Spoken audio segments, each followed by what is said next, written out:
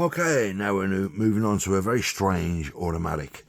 The toggle lock system from the Borscht C93, which in itself was lent from designs from the Maxim machine gun. So we got the design of the Maxim machine gun, the C93, which went on to become the C96. And from the C93 was also this fine German piece of engineering, the Luger P08 9mm Parabellum. Of course, Parabellum means prepare for war. It comes from the Latin phrase, which is if you want peace, prepare for war. I can't remember what the rest of the phrase is, something like that. Okay, so we have the pistol. I do have inert 9mm Parabellum rounds to fit an original P08 Luger magazine. Sorry, I forgot the name for a minute, complete blank.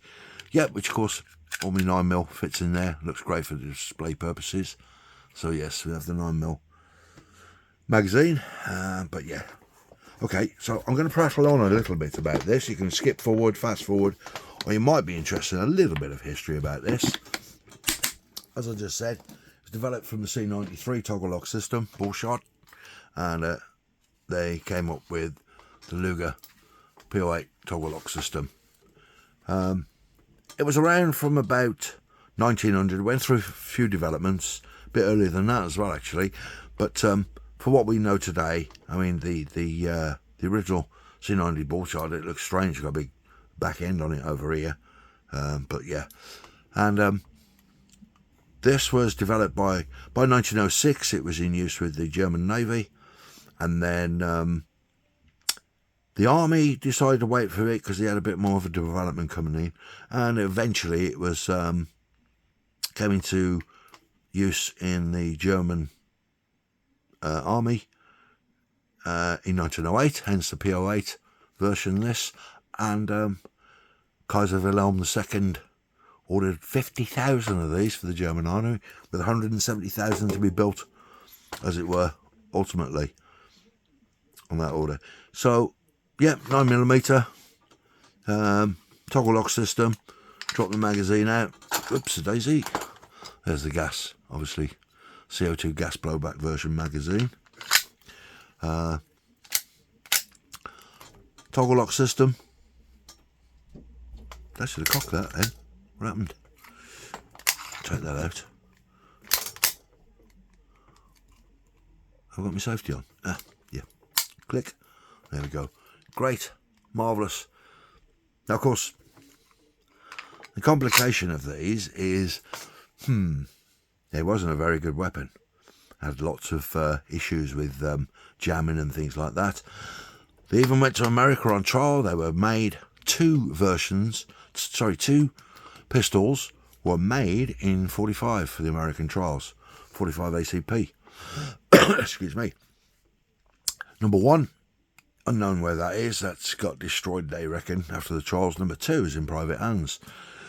But later there is a story that two more were made. One's in a museum in Louisiana, and the fourth one again is in private hands. That's the 45 version of these. 9mm normally is a standard round. And as I said, 1908, P08, 1908.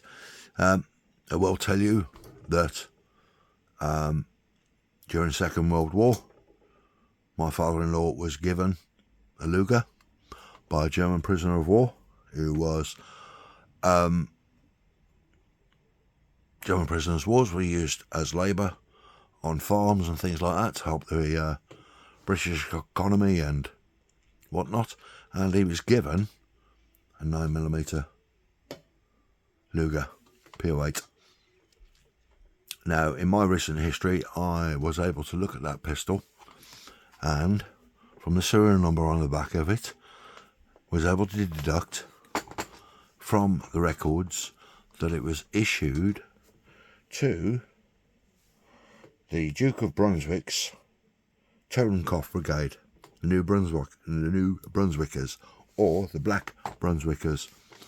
And they're one of the early regiments to use the dreaded skull and crossbones Totenkopf on their Mirrolits or something, myrtles, something like that. Can't remember what they're called.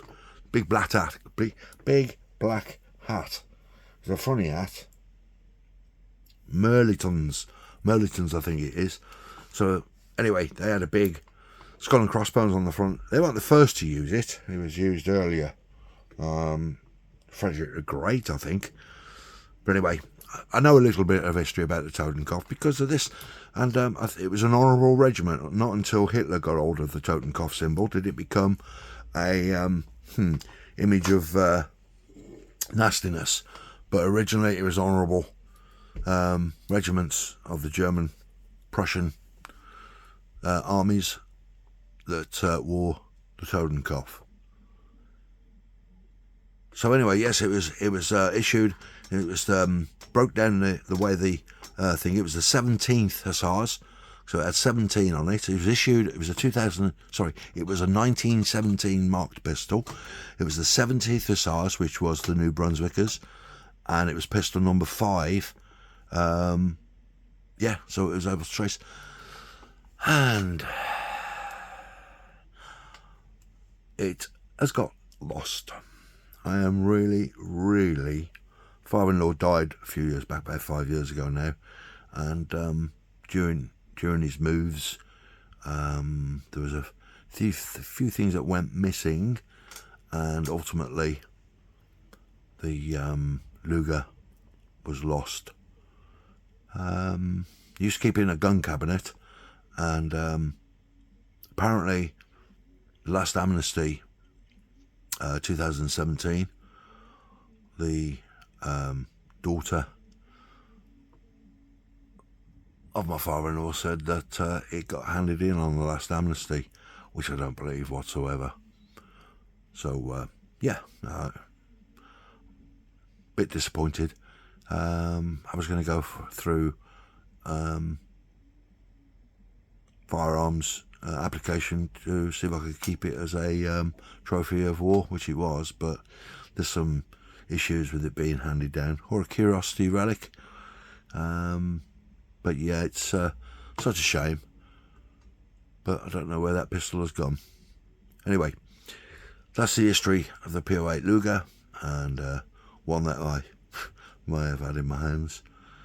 It's I would have declared it. I mean, it's if it came my way, been left to me in the will, I would have declared it, and hopefully I would have been able to allow to keep it eventually by applying through the firearm certification.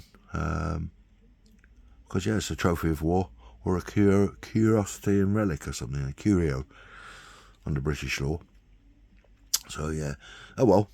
So that's the history of the P08 Luger.